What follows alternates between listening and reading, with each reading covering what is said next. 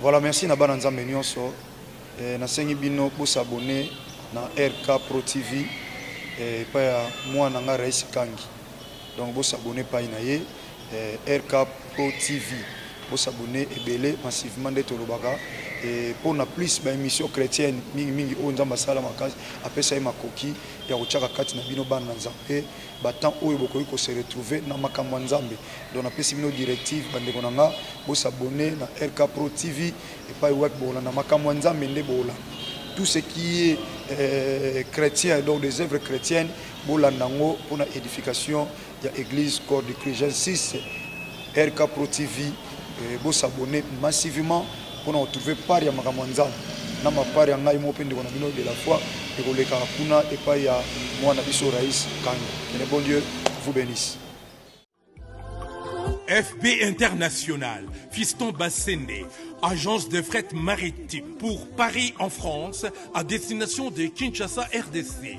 Tous vos colis, envoi express, envoi normal, conteneurs et autres. Confiance Nabiso na FB International. Fiston Bassende, en région parisienne, au 40 rue Jean Rossard, 77 380 Comble-la-Ville, en France.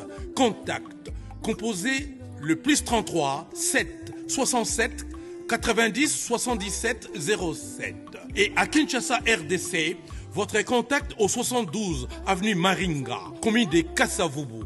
Référence à Sosa Chaba. Téléphone plus 243 89 89 11 402. Le fret maritime. Ezali Mosala ya FB International. Fiston Bassende. Allez vite. Vite. Mais alors, très vite, chez FB International. Fiston Bassende. Qui salue. Alors, abonnez-vous massivement et surtout n'oubliez pas de décrocher la cloche de notification pour ne rater aucun de nos programmes. RK Pro TV.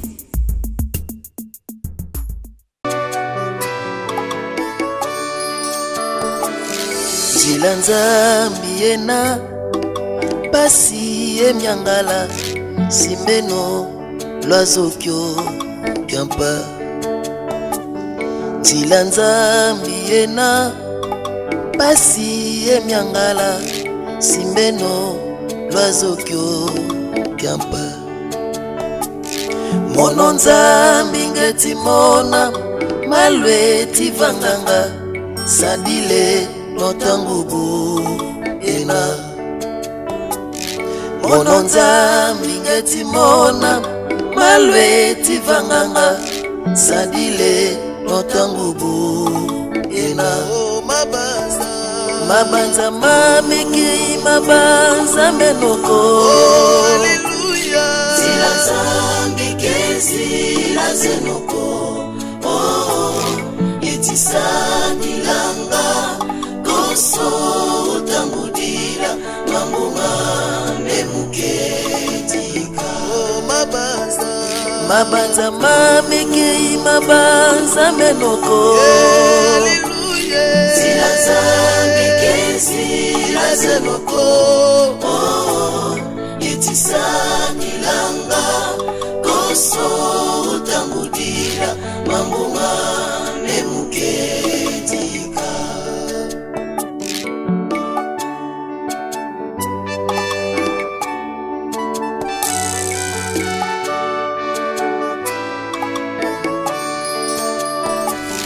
Gekwa dibundu Mukya mawetita Bonzambi kakena koko Gekwa dibundu Mukya mawetita Bonzambi kakena koko Wetisola nzila Iu nasadila Zilanza Vivo ya satana Wetisola nzila Iu nasadila Zilanza Vivo ya satana Mabanza mamiki mabanza menoko Hallelujah Zilanza ngekezi la zenoko etisanilanga koso utangudira mambunga nemuketika mabanza mamekei mabanza menoko haleluya zilazambikezi lazenoko etisanilanga koso utangudira mambunga nemuketika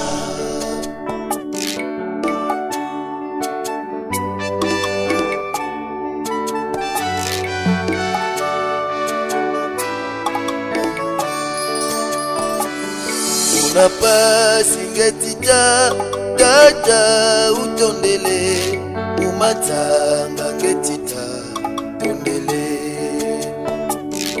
unapasingetita tata utondele umatanga ngetita tondele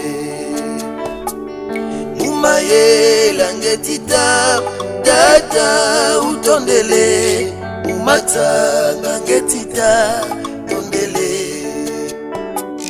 mumayela ngetita tata utondele umatanga ngetita tondele mabanza mamekei mabanza menoko haleluya zilazambikezi lazenoko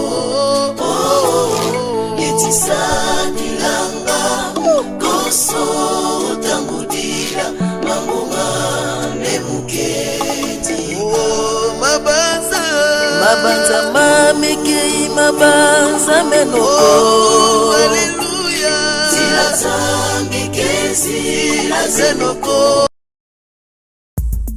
Alors, abonnez-vous massivement et surtout n'oubliez pas de décrocher la cloche de notification pour ne rater aucun de nos programmes. RK Pro TV. Au commencement était la parole, et la parole, Christ. Radio, parole vie, la radio qui donne la vie à travers la parole.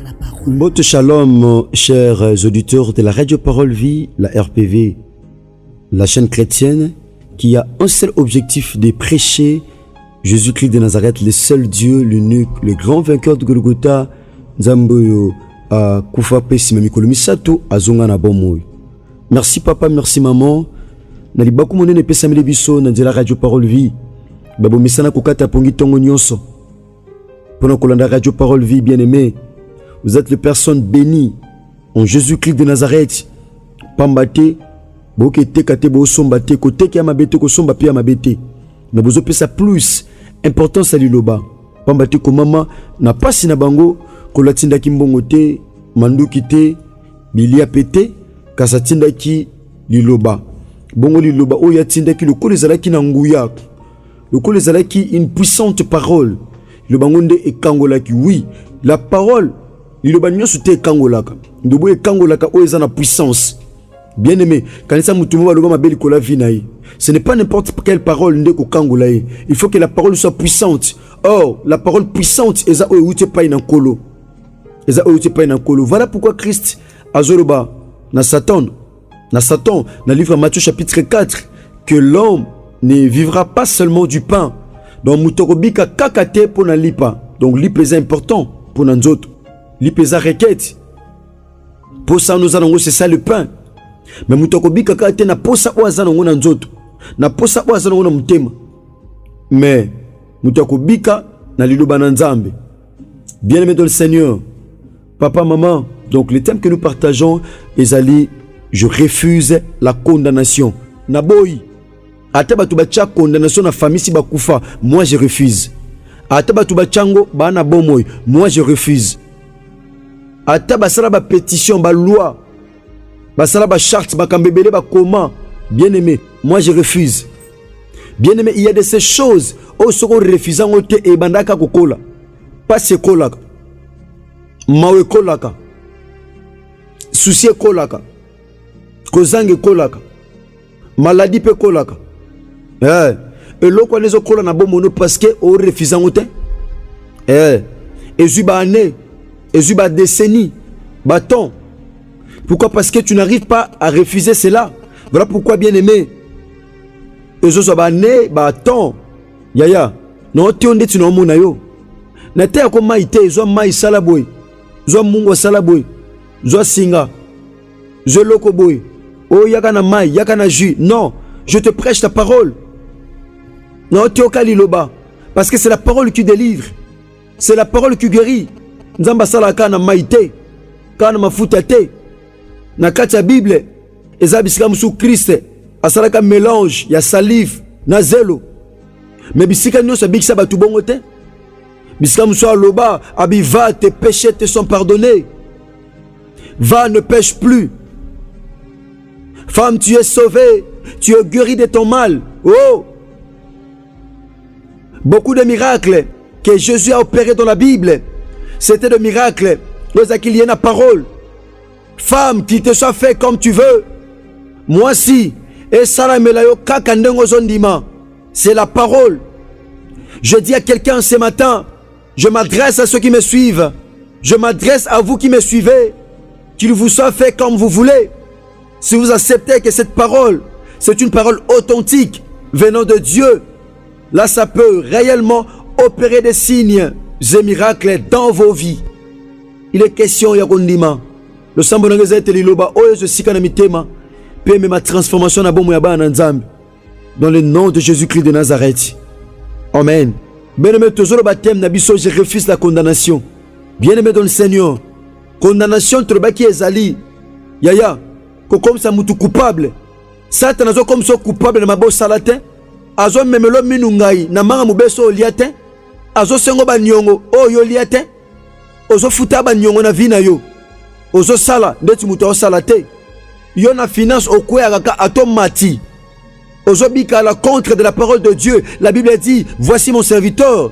Il montera, il s'élèvera, il sera très haut placé. Mais toi tu recules. Toi tu montes pas, mais tu pries. Au matin, ta vie est stagnante. Balukaka esikamoko, immobiliste. Bien-aimé dans le Seigneur, le boy est pour éclairer journée na yo, et pour éclairer vie na yo, et pour éclairer foi na yo. Parce que la foi doit être alimentée par la parole authentique, qui est la parole vie. Or la parole c'est Christ. Bien-aimé, il y a de ces choses que tu dois refuser dans ta vie. Tu dois refuser la condamnation. Vie à péché, c'est la condamnation. Via l'issoumo eza condamnation. Pour moi, loboko nzambete. Via célibat, eza condamnation. Via stérilité, tolo wana nzamba pesa yo, eza chantion te. Eza pebo melisa mwana ti. Tolo wana eza chantion te. Yeah. Non te ayo mon frère, ma soeur, mon frère. Diplôme wana nzamba apeso mayele te poza le chantion ndako. Pozi lango pe musala. Makasi wana ozana ngwana. Ata diplôme wana ngote me musala na o yebi wana. C'est ça, nzamba permetto yebango pour yango ko tu sois na destinée. Bien-aimé, faut boire échec, tu dois refuser l'échec. Échec est la condamnation. Limitation est la condamnation. Humiliation est la condamnation. Passe est la condamnation. Condamnation est la mibeko. Or la Bible dit dans Jean chapitre 1er verset 17, la loi a été donnée par Moïse, mais la grâce et la vérité sont venues par Jésus-Christ de Nazareth. Yaya, na muto ayena loi, na nzambo ayena ngolu, pebo solo, nana leki. Eloko muto memi, neloko nzamba memi. Oh! Alléluia. Nzamba longa kaka. Baloba yo bongate, ya lukuta. Baloba yo matate, ya lukuta. Baloba yo sombate, ya lukuta. Baloba yo balate, ya lukuta. Baba yo fongamate, ya lukuta. Baloba yo ko avancete, ya lukuta. Baloba yo ko sisa kelasite, ya lukuta. Baloba yo ko bikate na maladie wana, ya lukuta. Parce que la vérité et la grâce sont venues par une personne. Par la personne de Jésus-Christ de Nazareth, celui le seul vrai Dieu, l'unique et le grand vainqueur de Golgotha. Kombo etenga miselu felo. Baba yo simba te, o simba mwana te, ya lukuta. Atati atamta loba, atam maman. À moi qu'on fongo la porte et puis ça Satan a accès, ya quoi agir na vie na yo. Mais si tu crains Dieu, tu gardes la foi, tu gardes la parole, et à lukuta o bamba o loba. Mais nzamba loba o keliboso, et à vérité. O simba mwana, et à vérité. Nzamba pambondo kozoba amen. O keliboso, et à vérité. O tamano kobanga nzambe, et à vérité. O voyager, et à vérité. O longa bitumbana, et à vérité. O bimana condamnation, et à vérité. okomata eza vérité, ofongwama eza vérité, oko reçu eza vérité, oko keliboso eza vérité, osimba mwana ata ba trompe eza te eza vérité, parce que makomi lobi na ozala mutu kasi mukila te. Je dis oza mukila ya lukuta, ozala motu et la vérité. Ah, nzamba pambo ndoko zoba amen. Na oteo ndeti na omona yo. Je suis le prédicateur de la bonne nouvelle. Na oteo papa na oteo maman. Baba ki journal au sal accident. Ya lukuta. Et ya lukuta. Atolo tagi ndoto ba fino na butu. Ya lukuta. Atolo tagi ndoto kufi. Ya lukuta. Oh kufate. David a lobi je ne mourrai pas. Oh, je vivrai et je raconterai les œuvres de l'Éternel. Oh, misala Yesu Christ en Nazareth na croix, comme le dit mon père Mayata. Les œuvres de la croix de Jésus-Christ de Nazareth m'imposent à la réussite. Amatana croix pour l'éla. Amatana croix pour demeurer dans la maladie. Amatana croix pour demeurer dans la souffrance. Mamatana croix pose à la moto sengo. Il a dit dans sa parole, Père, tout est accompli. Akoki sanyos. Bien aimé. Vina yo eza oba tuba oloba temeza o nzamba oloba. Yaya, kem tozo bana tongwa lelo. Ezali je refuse. Naboyi. Je refuse la condamnation. Bien-aimé dans le Seigneur, dans le livre, il y a 1 Roi chapitre 3, verset 16. Écoutez. Alors 2 femmes prostituées vinrent chez les rois et se présentèrent devant lui. L'une des femmes dit, pardon mon Seigneur, moi et cette femme nous demeurions dans la même maison et je suis couché près d'elle dans la maison. 3 jours après, cette femme est aussi accouchée. Nous habitions ensemble. Aucun étranger n'était avec nous dans la maison. Il n'y avait que nous deux. Le fils de cette femme est mort pendant la nuit parce qu'elle s'était couchée sur lui. Elle s'est levée au milieu de la nuit. Elle a pris mon fils à mes côtés tandis que ta servante dormait. Elle a accouché dans son sein. Et son fils qui était mort, elle a accouché dans mon sein. Le matin, je me suis levé pour allaiter mon fils. Oh! Et voici, il était mort. Je l'ai regardé attentivement le matin. Et voici, c'était pas mon fils que j'avais enfanté.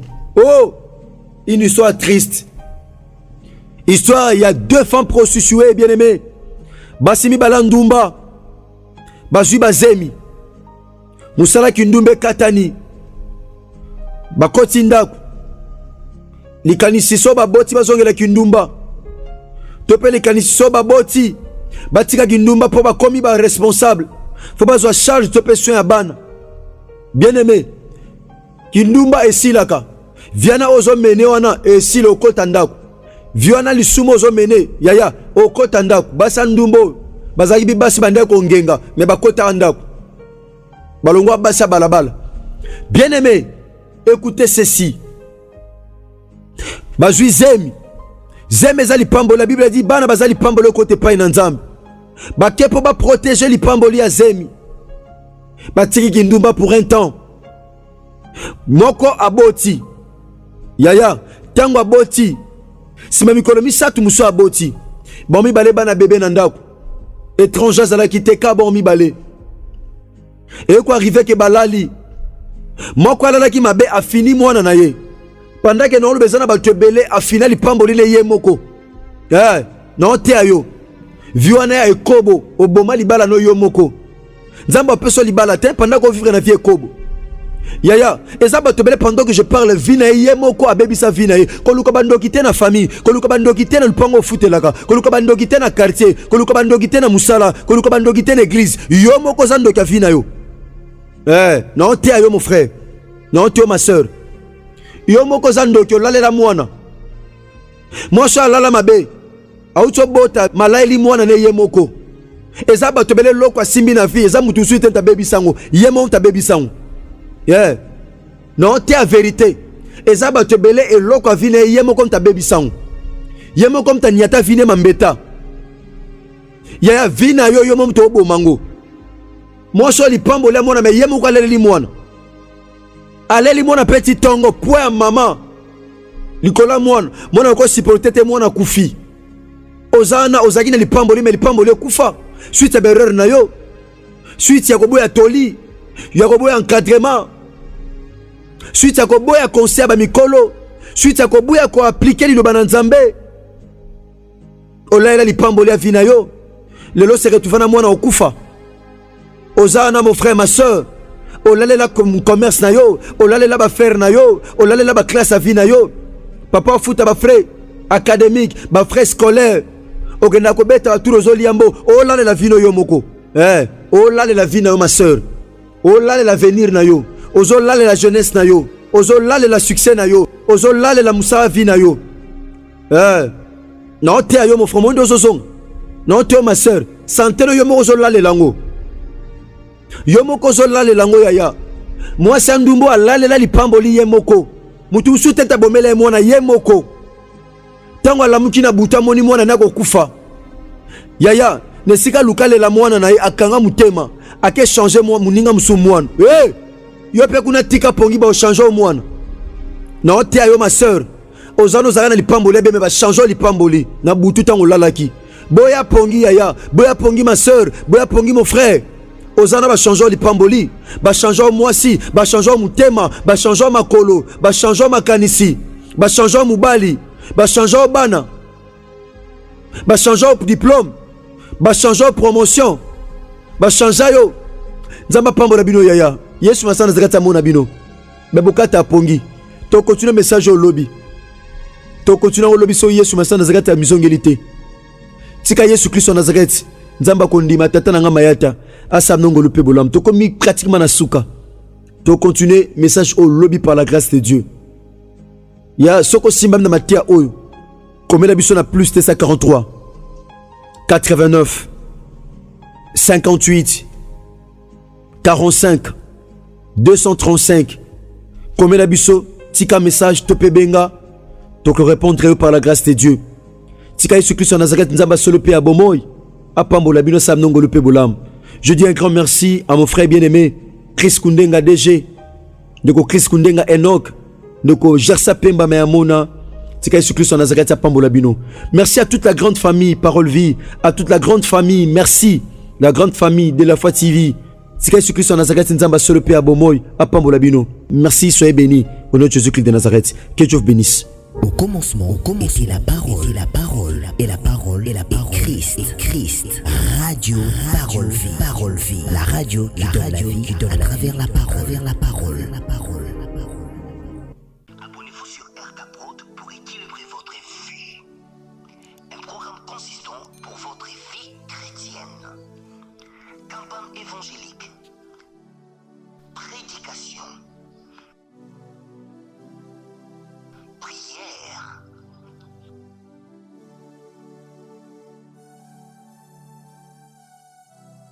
Enseignement biblique. Divertissement.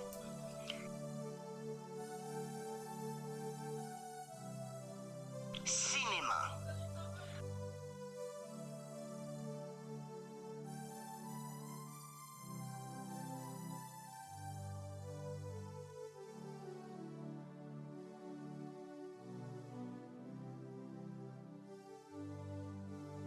Musique.